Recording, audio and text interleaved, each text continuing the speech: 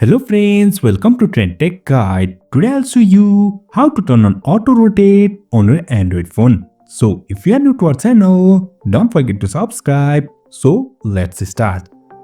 First of all, you can see I'm here in my Android phone.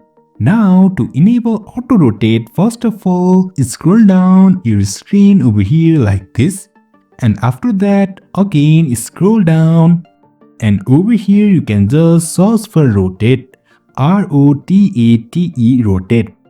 If it is not over here like this in my case, you can just tap on this edit and over here you can find this rotate. Just tap on this and drag this on upper end. And after that tap on the stick icon on the top right. Just tap on this and you can see here is rotation.